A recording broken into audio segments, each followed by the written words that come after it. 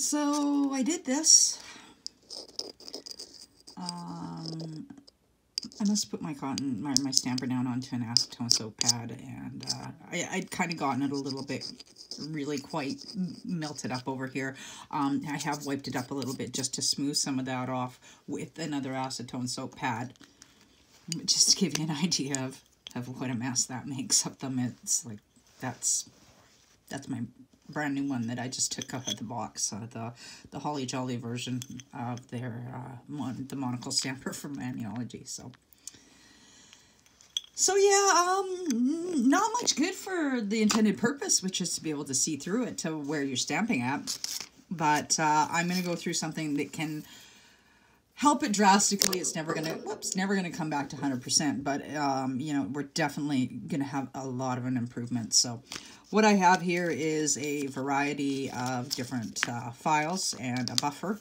So they're all smooth. They're all old files. I don't even know what the grits are, but they're all quite smooth. You can see that it's nothing terribly crazy.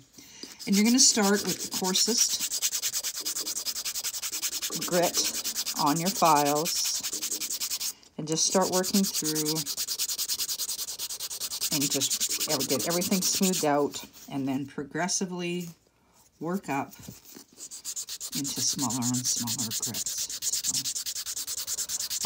One thing on your files when you're looking at them, you'll see like 80 grit, and then you'll see 220. I don't know if that's a file. I know it's a sandpaper level.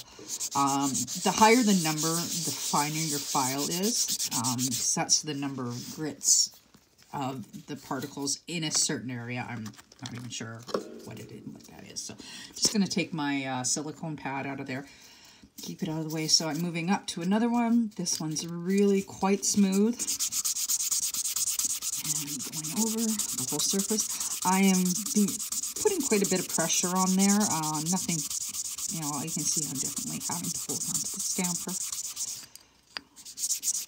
Not super concerned about all of the perimeters because we do tend to use the center of our stamper.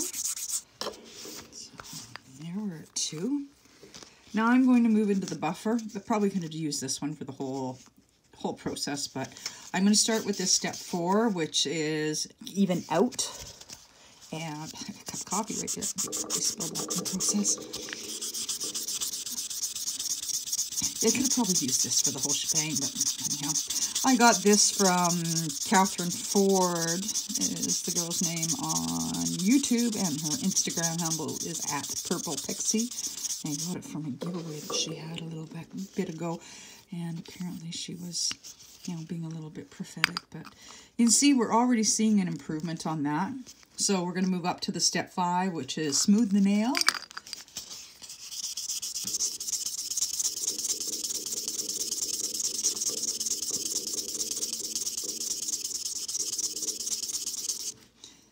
Just kind of turning it around a little bit so that I try not to miss any areas.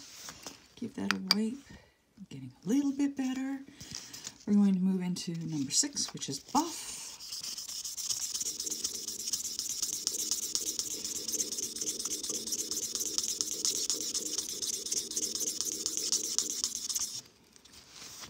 And that one we're starting to definitely see. But for finish, I'm going to take in the shine.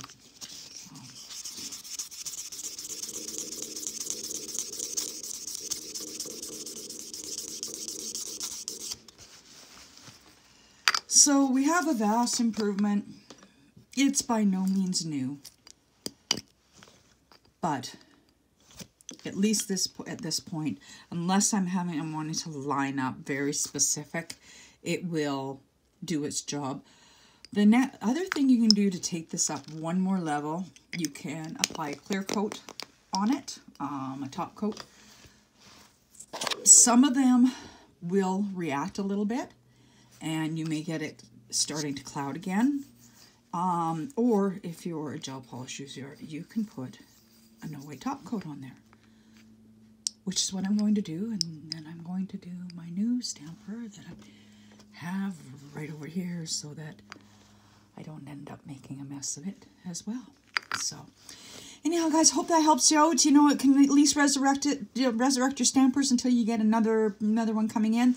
I have commented on a couple of posts that Maniology has made that it would be lovely to not have this piece in here.